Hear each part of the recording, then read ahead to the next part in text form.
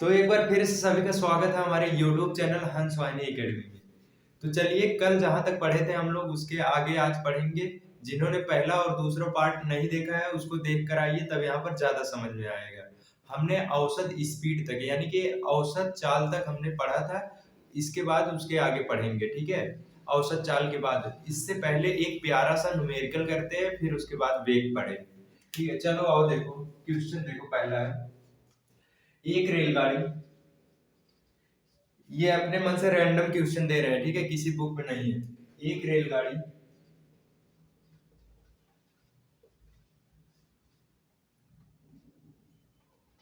50 kilometre की दूरी 5 घंटे में तय करती है, 5 आवर्स में तय करती है, तथा अगले 20 किलोमीटर की दूरी 2 घंटे में, तथा अगले 30 किलोमीटर की दूरी 2 घंटे में तय करती है। तो रेलगाड़ी की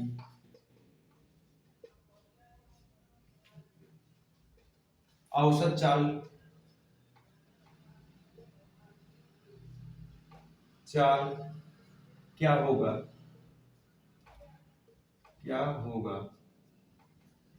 औसत चाल क्या होगा। ठीक है, इसमें हमें औसत चाल निकालना है। ठीक है, रेलगाड़ी दिया गया है, मान ले रहे हैं एक सुंदर सी रेलगाड़ी है। ठीक है, ये रेलगाड़ी है। ठीक है, ये रेलगाड़ी है, ऐसे जा रही है। ये पहले 50 यानी कि 50 किलोमीटर गया, फिर उसके बाद ये 20 किलोमीटर गया, फिर उसके बाद ये 30 किलोमीटर 30 किलोमीटर गया। ठीक है, यहाँ पर जब थी रेलगाड़ी, ठीक है, यहाँ से इन्होंने गया 50 किलोमीटर। 50 किलोमीटर में इसको 5 घंटे लगते थे, 5 आवर्स। फिर उसके बाद जब 50 फिर 20 किलोमीटर गए तो इनको 2 घंटे लगे। फिर अगले 30 किलोमीटर गए तो 2 घंटा फिर लगा। यहाँ पर हमें औसत चाल निकालना है रेलगाड़ी की। ठीक है, औसत चाल जब निकालेंगे, औसत चाल का फार्मूला होता है औसत चाल बराबर कुल दूरी बटे कुल समय, यानी कि total distance upon total time होता है। तो टोटल कुल दूरी कितना दी गई है, 50 प्लस 20 प्लस 30 अपान में टोटल टाइम 5 प्लस 2 प्लस 2, यानी कि ये हो जाएगा 30 20 50 50 50 100, 100 बटे ये हो जाएगा 9।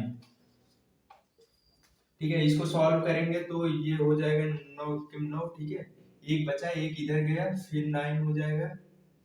ठीक है, फिर दशमलव, फिर 1 किलोमीटर प्रति आवर्स, यानी कि 11.1 किलोमीटर प्रति घंटा की चाल से ये चलेगी। इसकी जो औसत चाल होगी रेलगाड़ी की, 11.1 किलोमीटर प्रति घंटा की चाल से ये रेलगाड़ी बढ़ेगी। ठीक है, उम्मीद करते हैं ये न्यूमेरिकल समझ में आया होगा। ठीक है, इसके बाद देखो आगे पढ़ते हैं, वेग क्या होता है, वेग के बारे में चलो देखते हैं। वेग समझते हैं, वेग जिसे इंग्लिश में बोलते हैं वेलोसिटी। वेग वेग इसको इंग्लिश में बोलते हैं वेलोसिटी। वेलोसिटी, देखो वेलोसिटी होता क्या है, सबसे पहले फार्मूला याद करो, फार्मूला से सब चीज पता चल जाएगा। ठीक है, वेलोसिटी वेग बराबर होता है विस्थापन बटे समय, विस्थापन बटे समय वेग का ये फार्मूला होता है। तो लिख सकते हैं अतः विस्थापन बटे समय, तो यानी कि विस्थापन और समय का जो अनुपात होता है वेग कहलाता है। सीधा सा फार्मूले से डिफिनीशन, यानी कि विस्थापन और समय का जो अनुपात होता है वही वेग कहलाता है। इसको थोड़ा सजा धजा के बोल दो, ठीक है। किसी व्यक्ति या गतिमान वस्तु द्वारा, किसी व्यक्ति या गतिमान वस्तु द्वारा चले गए विस्थापन और समय के अनुपात को हम वेग कहते हैं। तो लिखो, किसी व्यक्ति व गतिमान वस्तु के द्वारा किसी व्यक्ति व गतिमान वस्तु के द्वारा चला गया विस्थापन व समय के अनुपात को वेग कहते हैं, वेग कहते हैं, ठीक है। ये इसका परिभाषा होता है। चाहो तो एक और लिख सकते हो, ठीक है, ठीक है। ये परिभाषा होता है, चाहो तो एक और लिख सकते हो। क्या करोगे, अगर हम समय का मान समय बराबर 1 रख दें तो वेग किसके बराबर हो जाएगा, विस्थापन के। वेग बराबर विस्थापन, यानी कि अगर समय बराबर हम 1 रख दें तो ये हो जाएगा वेग बराबर विस्थापन होगा। तो वेग बराबर विस्थापन होगा तो हम बोल सकते हैं एकांक समय में तय किया गया विस्थापन वेग कहलाता है, ठीक है। तो दूसरी परिभाषा लिख सकते हो, ठीक है। जो आप लोग को अच्छा लगे वही याद कर लीजिए, ठीक है। दोनों चाहे तो याद कर लीजिए, दोनों सिंपल है। देखो, अतः एकांक समय में तय किया गया विस्थापन वेग कहलाता है,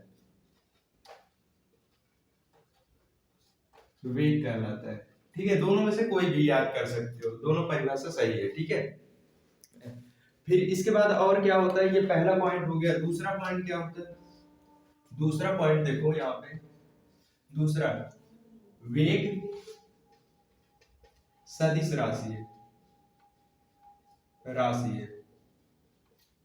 वेग सदिश राशि है। क्योंकि देखो समय जो होता है हमारा, ये विस्थापन जो हमारा होता है ये एक सदिश राशि है। क्योंकि इसमें समय सदिश पता है ना, पिछले वीडियो में बताए थे। यानी कि सदिश राशियां वो राशियां होती हैं जिसमें परिमाण के साथ साथ दिशा भी दिया रहता है, लेकिन जो अदिश राशियां होती हैं उसमें सिर्फ परिमाण दिया रहता है। तो जब वेग में जो है परिमाण प्लस दिशा, वेग में परिमाण तथा दिशा दोनों होती है, तो इसलिए जो हमारा विस्थापन में परिमाण और दिशा दोनों होती है, तो इसलिए वेग भी हमारा सदिश राशि होगी। तीसरा पॉइंट जो होता है, वेग का जो मान होगा, वेग का मान यानी कि प्लस, पॉजिटिव, निगेटिव, जीरो हो सकता है, वेग का मान पॉजिटिव, निगेटिव, जीरो हो सकता है। क्यों हो सकता है, देखो जो टाइम है हमारा, टाइम तो कभी ऋणात्मक होगा ही नहीं। समय जो होता है कभी ऋणात्मक और जीरो नहीं होता। समय तो बीतता है, समय हमेशा चलता रहेगा, ठीक है। कभी ना तो जीरो होगा ना तो माइनस में जाएगा, टाइम ही। और विस्थापन जो होता है प्लस, माइनस और जीरो भी होता है। विस्थापन जो होता है पॉजिटिव, निगेटिव और जीरो भी हो सकता है विस्थापन, ठीक है। तो जब विस्थापन यानी कि जीरो हो जाएगा तो वेग का मान जीरो हो जाएगा। यहाँ से जब करेंगे, अगर ये निगेटिव होगा विस्थापन तो हमारा वेग भी निगेटिव होगा। और अगर वेग का मान पॉजिटिव रहेगा तो वेग पॉजिटिव ही मिलेगा हमें, विस्थापन अगर पॉजिटिव रहेगा तो वेग भी हमें पॉजिटिव मिलेगा, ठीक। क्योंकि टाइम ना तो ऋणात्मक होता है ना तो जीरो होता है, तो इसलिए वेग जो होता है हमारा प्लस माइनस जीरो हो सकता है, ठीक है। ये होता है वेग में। और समझो, ठीक है, इसको मिटाते हैं, ठीक है, चाहो तो स्क्रीनशॉट ले लो। हुआ, चलो देखो पांचवा पॉइंट समझते हैं। वेग में और क्या हो सकता है? पांचवा पॉइंट, वेग का मात्रक। मात्रक, वेग का मात्रक, ठीक है, दो मात्रक होते हैं, ठीक है, एक एमकेएस, दूसरा होता है सी जी एस, यानी कि ये सी मीटर किलोग्राम सेकंड, ये सेंटीमीटर ग्राम सेकंड होता है। तो वेग बराबर होता था हमारा, वेग बराबर विस्थापन बटे समय। तो विस्थापन विस्थापन को हम नापते हैं मीटर में, मीटर समय को सेकंड में। तो देखो एमकेएस में अगर हम देखेंगे तो वेग का जो मात्रक होगा मीटर पर सेकंड होता है, ठीक है। और जब हम सीजीएस में लेंगे तो सेंटीमीटर पर सेकंड, ये होता है वेग का मात्रक, ठीक है। और छठवां पॉइंट होता है टाइप्स ऑफ वेग, वेग के प्रकार। प्रकार पहला होता है पहला होता है एक समान वेग, एक समान वेग। दूसरा होता है असमान, इसको इंग्लिश में बोलते हैं यूनिफॉर्म वेलोसिटी, असमान वेग, इसको नॉन यूनिफॉर्म वेलोसिटी। तीसरा होता है औसत वेग, वेग। चौथा होता है तत्कालिक, तत्कालिक नहीं, तत्कालिक वेग होता है, तत्कालिक वेग, ठीक है। ये चार प्रकार के वेग होते हैं, ठीक है। चलो चारों को समझते हैं एक तरफ से, ठीक है। पहले हेडिंग डालो एक समान वेग। एक समान वेग क्या होता है? एक समान वेग, पहला होता है एक समान वेग। एक समान वेग यानी कि इसको इंग्लिश में बोलते हैं यूनिफॉर्म वेलोसिटी, यूनिफॉर्म वेलोसिटी। तो देखो होता क्या है यूनिफॉर्म वेलोसिटी। देखो ये मान लो कोई चिंटू को बुलाते हैं, चिंटू यहाँ आओ, चिंटू आए, ठीक है, ये ठीक है, ये चिंटू है, ठीक है। ये क्या कर रहा है, ये चल रहा है ऐसे। चिंटू ने यहां से चलना स्टार्ट किया, ये यहां से यहां तक गया, 5 मीटर की दूरी चिंटू तय किए 3 सेकंड में, ठीक है। 5 10 ले लो, ठीक है, ज्यादा समझ में एग्जाम्पल, ठीक है, एग्जाम्पल से ही क्लियर होगा, ठीक है। जितना एग्जाम्पल देंगे, ठीक है, एग्जाम्पल से ही ज्यादा क्लियर होगा, ठीक है। एक समान वेग क्या होता है, देखो 10 मीटर की दूरी तय करने में इसको 2 सेकंड लग रहे हैं, ठीक है। फिर अगले 10 मीटर की दूरी तय करने में फिर 2 सेकंड लगा, फिर अगले 10 मीटर की दूरी तय करने में 2 सेकंड। यानी कि चिंटू जो है ये चल रहा है, यहां से यहां तक आया, 10 मीटर दूरी तय की है, 2 सेकंड लग रहा है इसको। फिर अगले 10 मीटर की दूरी तय की है, 2 सेकंड लगा। फिर अगले 10 मीटर की दूरी तय किया तो 2 सेकंड लगा। अब यहां से विस्थापन देखो, हमारा वेग बराबर होता है विस्थापन बटे समय। तो यहाँ से जब वेग निकालेंगे यानी कि 10/2, 5 मीटर पर सेकेंड, यहाँ से जब वेग निकालेंगे हमारा हो जाएगा 10/2, तो 5 मीटर पर सेकेंड। यहाँ से जब निकालेंगे 5 मीटर पर सेकेंड, ये वेग आ रहा है हमारा, ठीक है, वेग आ रहा है, यानी कि समान समय अंतराल में, ठीक है। समान परिभाषा लिखना चाहो तो लिख लो, यानी कि वेग समान आ रहा है हमारा, ठीक है। वेग का जो मान आ रहा है समान आ रहा है, यानी कि समान समय अंतराल में जब समान विस्थापन, कोई वस्तु समान विस्थापित होती है, समान विस्थापित होती है, समान समय अंतराल में समान दूरियां विस्थापित होती हैं, दूरियां ज्यादा बेटर पड़ेगा, ठीक है। जब कोई गतिमान वस्तु समान समय अंतराल में समान विस्थापन तय करती है तो उसे हम एक समान वेग कहते हैं, ठीक है। अब देखो असमान वेग क्या होता है, दूसरा होता है असमान वेग, इसको बोलते हैं नॉन यूनिफॉर्म फॉर्म वेलोसिटी,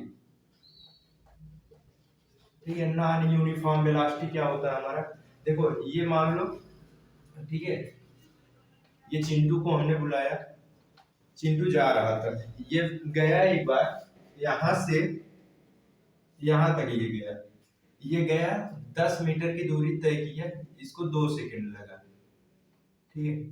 फिर अगले 2 सेकंड में ये 20 मीटर की दूरी तय की है, फिर अगले 2 सेकंड में ये 30 मीटर की दूरी तय की है, ठीक है। यहाँ पर जब हम निकाले, चेक कर रहे हैं, यहाँ वेलोसिटी निकाल रहे हैं तो 5 मीटर पर सेकंड आ रहा है, यानी कि वेलोसिटी बराबर हमारा होता है विस्थापन, विस्थापन बटे समय। तो ये विस्थापन है, चिंटू चिंटू जब यहाँ से चला, ये 2 सेकंड में 10 मीटर विस्थापित होगा ये, ठीक है। फिर अगले 2 सेकंड में 20 मीटर विस्थापित हुआ, फिर अगले 2 सेकंड में 30 मीटर विस्थापित हुआ। तो यहाँ पर जब इसका वेलोसिटी आ रहा है 5 मीटर पर सेकंड, यहाँ से जब निकालेंगे यानी कि ये हो जाएगा हमारा वेग बराबर होता है विस्थापन बटे समय, इसको 10 मीटर पर सेकंड हो जाएगा, 10 मीटर पर सेकंड। फिर यहाँ से जब इसको देखेंगे तो विस्थापन 30 और समय 2, यानी 15 मीटर पर सेकंड ये आ रहा, यानी कि भिन्न भिन्न आ रहा वेग। तो यहाँ पर परिभाषा देखो कैसे बोलोगे, सुनो ध्यान से, समान समय अंतरालों में किसी व्यक्ति या गतिमान वस्तु द्वारा, थोड़ा अच्छा वर्ड का यूज करोगे तो परिभाषा अच्छा लगेगा, ठीक है। तो देखो किसी व्यक्ति या गतिमान वस्तु द्वारा समान समय अंतरालों में भिन्न भिन्न विस्थापन तय किया जाता है तो उसको नॉन यूनिफॉर्म वेलोसिटी बोलते हैं, ठीक है। उम्मीद करते हैं ये समझ में आ गया होगा, ठीक है। समझ में आ गया होगा तो परिभाषा लिख लो, ठीक है। लिखना क्या है, किसी गतिमान वस्तु या व्यक्ति द्वारा समान समय अंतरालों में भिन्न भिन्न विस्थापन तय किया जाता है उसे असमान वेग कहते हैं, ठीक है। चलो फिर इसके बाद तीसरा पॉइंट है, इसको इरेज कर रहे हैं, ठीक है। तीसरा नंबर है, तीसरा है औसत वेग, औसत वेग, ठीक है। औसत वेग बराबर हमारा होता है कुल विस्थापन बटे कुल समय,